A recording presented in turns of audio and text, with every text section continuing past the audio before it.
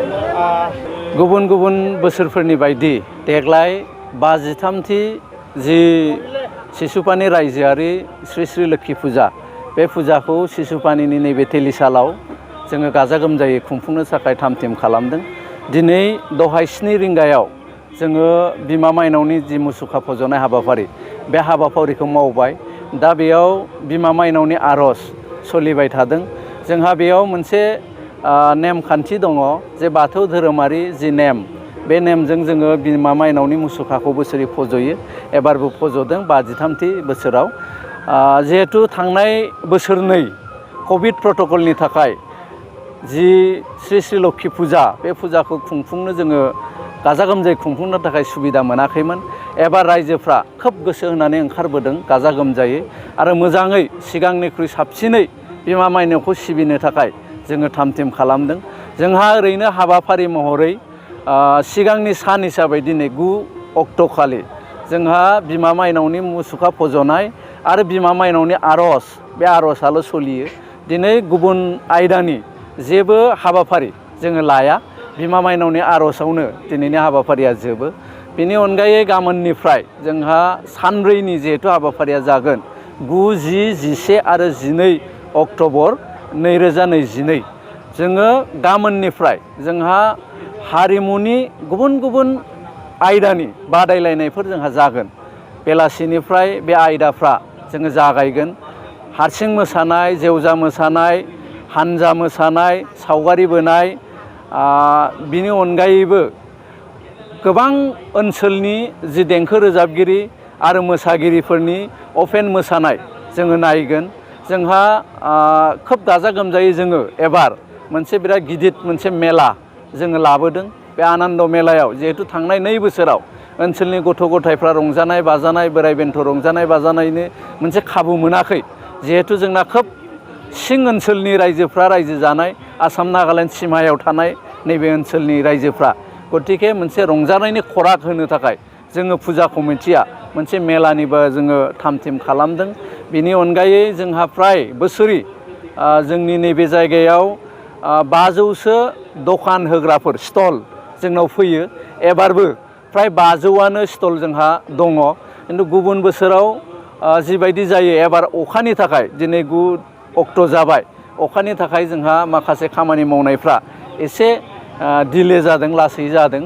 खिन्थु जोङो आसा खालामदों गाबोननिफ्राय जोंनि उननि जे हाबाफारिफोर बे हाबाफारिफ्रा खोब मोजाङै सोलिगोन। आरो 12 अक्ट'खालि जोङो नलबारिनि सासे देंखो रोजाबगिरि हिमाक्षी बर' बिथांखौ जों हांख्रायनानै लाबोदों। बिथाङा फैगोन।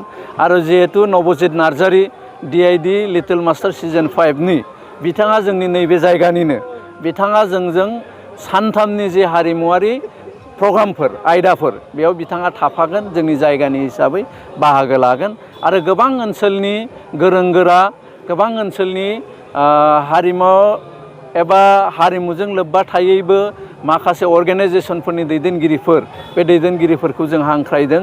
दिनैनि सेथि जि मुसुखा फज'नाय हाबाफारि बेखौ जोङो बर' कसारी अनसाय गाव हायुङारि खुंथायनि मावफुं सोद्रोमा प्रदीप स्वर्गियारी बिथांखौ हांख्रायनानै लाबोदों। बिथाङा इतिमध्ये बे हाबाफारिखौ जोंनो मावनानै होखांबाय। बे फुजाया एक्सुवेलि बेयाव जोंहा दा दिनैनि थारिखआव सिसुपानियाव बुंनो थाङोबा बे धोरोम सिबिग्राफ्रा सिबियो, माइनाव खुलुमग्राफ्रा खुलुमो। खिन्थु जिखिनिया गुबुन गुबुन हारिनि गुबुन गुबुन धोरोमनि सुबुंफोर दङ बिथांमोनाबो नैबे हाबाफारियाव जोंजों समानै बाहागो लाफैयो। जाय बिथांमोना सिबियो बिथांमोनखौ मदद होयो। ओरैनो जोंनि सिसुपानि ओनसोलाव ख्रिस्टियानानो होन, दा बाथौआनो होन, ब्रह्मआनो होन, गासिबो बर'फोरल' होननानै नङा।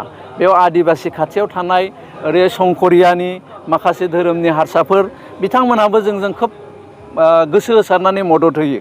जिहेतु 53 बोसोर मोनसे आगान होनाय नैबे फुजाया 53 बोसोर सिगां जोंनि आबौ आजैआ जिहेतु नैबे फुजाखौ गायसनदोंमोन आरो गायसननानै बिथांमोना सिबिबोबाय थादों।